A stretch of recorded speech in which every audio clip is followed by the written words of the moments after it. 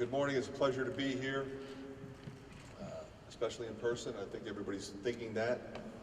It's great to be back. This is going to be a really new experience for all of us. You know, when you graduate the National Player of the Year, and you got two guys going to the NBA, and a team of really talented young players, all of whom are now going to be in a new role.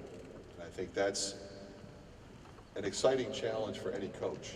You know, kind of, we all knew the last couple of years what we were going to try to accomplish, who was playing, who was going to get the bulk of the minutes, who was going to take most of the shots, what we were going to run. But now we have a different team. You know, it's a little bit smaller, but we do have length and athleticism. I think we have great depth.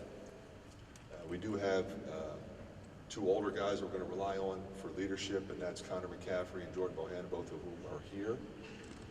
But after that, we've got a lot of youth, but I think we have great character, great chemistry, and it's going to be a fun ride in that sense.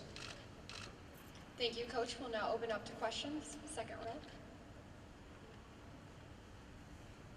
Hi, Coach. Alec Bussey, Rivals.com. Keegan Murray is a sophomore, and guys often take a huge jump between their freshman and sophomore year. What have you kind of seen from him in the summer, and I guess now his practices have started? The thing about Keegan is he's amazingly consistent. So what I saw from him this summer and this fall is exactly that. He drives it, he shoots it, he moves it, he can handle, he rebounds, he blocks shots. He plays the game with a tremendous amount of intensity, but more importantly, an understanding of how to play. You know, he was a guard most of his life, and now he is playing kind of the front court position. He can guard a five, he can guard any position pretty much 1 through 5. And I think what I've tried to do is encourage him, you know, to be great. You know, last year he was really successful. We all saw that, and an integral part of a very successful team.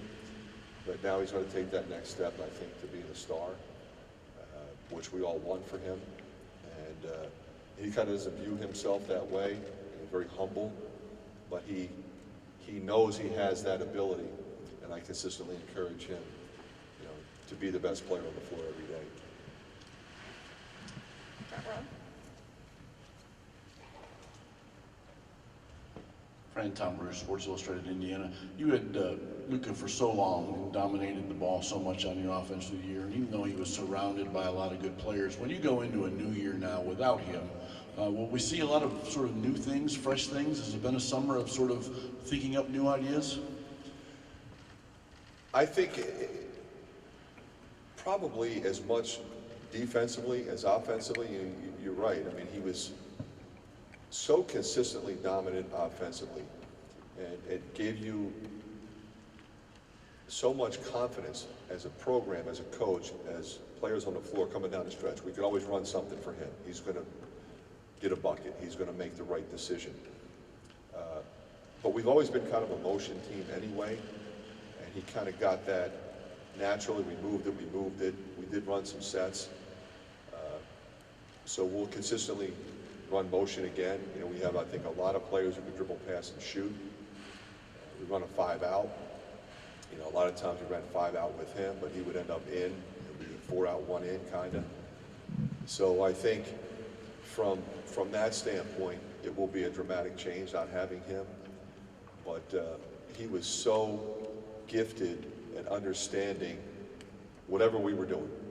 You know, and that's what made him a great leader. If we were running sets, if we were running motion, if we were in transition, if we were playing against the zone, if they were pressing, if we were running a side out of bounds play or an out of bounds play under the basket, he was so incredibly cerebral. And you're right, you sort of take that for granted after a while when you have him for 4 years. It makes coaching a lot easier. And so now it's going to be a different challenge. Who's going to step into that role? Well, we don't have anybody that's 6'11" that's going to average 27 points a game. So where's the rest of the points going to come from? Will it be Keegan Murray? We just talked about him. Will it be Patrick McCaffery? Will it be, you know, Bohannon moving over to the off-guard position? We've got young guards coming in at the point. What big guys will step up for us? You know, will it be Keegan's brother Chris, who's a tremendous player? I think he's got a chance, and Philip Rebecca, the transfer from North Dakota. So maybe our young guys, Joshua Gundelay and Riley Mulvey, but you know, we may play smaller, But we have, I think, as much depth as we've had in a long time, so we'll see how that works out.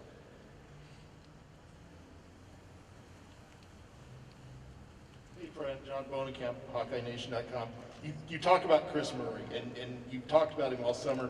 Can you see that continued development in his game now that you've gotten into full practice again? Yeah, the thing about Chris is, he just has to develop his confidence, John. I mean, he's really talented. I mean, you look at him, he looks exactly like his brother, and you sort of expect him to be exactly like his brother. And they've always played a little bit differently. But they've always both been really good. They both can dribble, pass, and shoot. They both rebound and block shots. Chris, I think, is a very good three-point shooter. And they can play together. And like I said, we can be versatile in terms of the offense we run, but also how we play defensively. We can switch. We can switch with guards because those two can guard backcourt players, which is not easy in this league. But they're both 6'8". They both have 6'11" wingspans. And it'll be fun watching them both play together this year. Third row over here.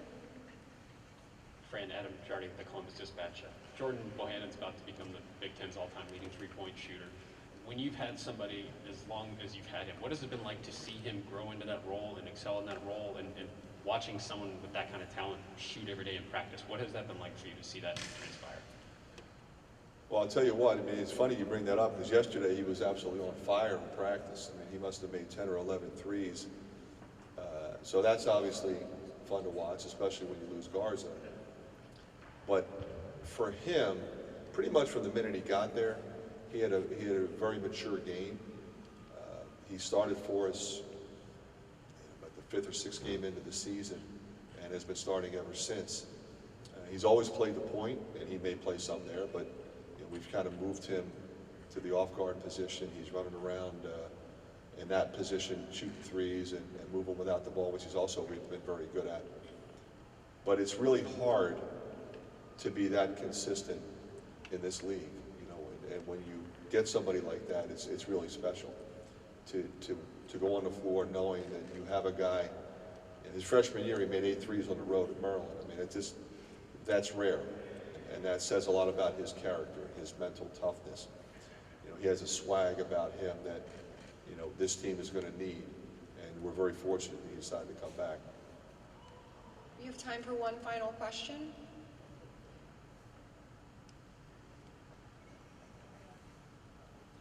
Well, thank you so much for your time this Thank you. morning, Coach. Good luck